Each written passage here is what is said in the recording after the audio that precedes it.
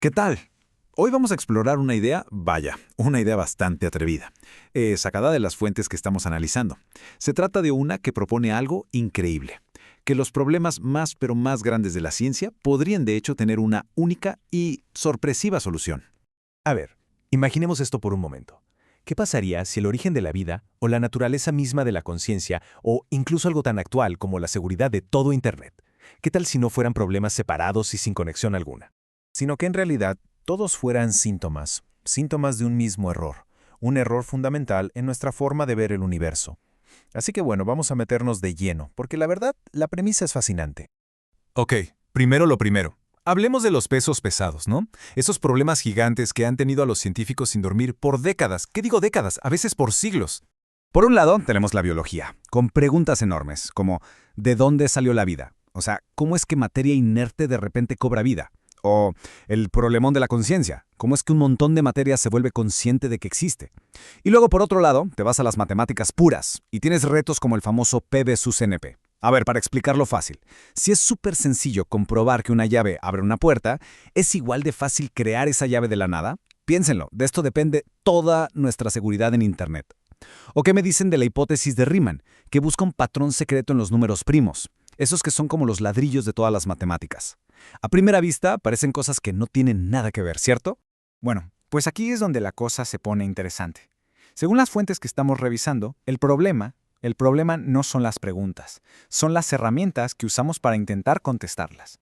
La idea principal es esta. Nuestras matemáticas, las que se basan en contar, 1, 2, 3, y en partir la realidad en pedacitos con 10 dígitos, son sencillamente el idioma incorrecto.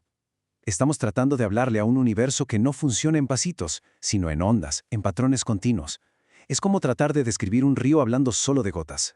Y fíjense en este contraste que es clave. Por un lado está nuestro método, todo lineal, fragmentado, en secuencia. Por el otro está el método del universo, todo es proporcional, geométrico.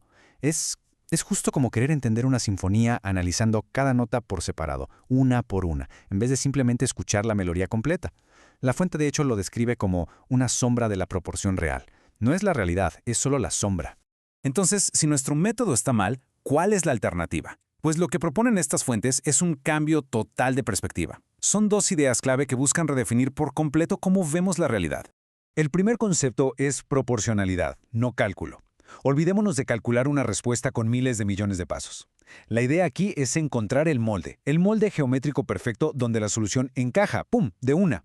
No es contar, es encontrar la forma correcta y listo, la pieza embona. Y el segundo concepto es el de sustratos no sólidos.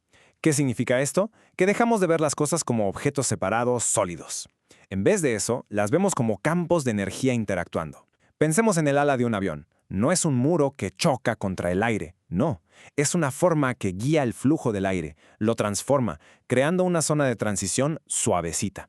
Y justo esta idea es la que podría eliminar esos cálculos infinitos que vuelven locos a los físicos. Ok, todo esto suena muy bien en teoría, ¿no? Muy filosófico. Pero, ¿y en la práctica? ¿Cómo se usa esto para resolver esos problemas gigantes que mencionamos al principio? Bueno, vamos a ver dos ejemplos que vienen directos de las fuentes.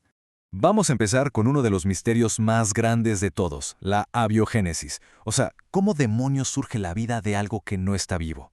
La respuesta, siguiendo esta nueva lógica, es que no fue un accidente, no fue algo al azar.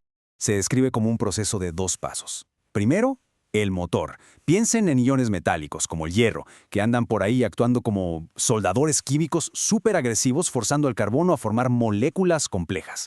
Esto crea la famosa sopa primordial, pero es un caos total. Y aquí es donde entra el segundo paso, el molde. El campo magnético del planeta funciona como un filtro gigantesco que empieza a ordenar todas esas moléculas, las alinea, les da una dirección, una función. Y esto es lo crucial. Con este modelo, la vida deja de ser un milagro de la estadística, una casualidad de una en un trillón, y se convierte en una consecuencia física, casi inevitable, dadas las condiciones. Ahora, vámonos de la biología a algo completamente distinto, la seguridad digital.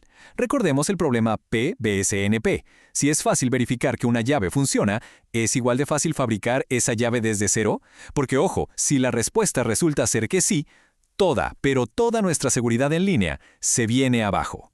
A ver, por un lado, tenemos el método actual, la fuerza bruta.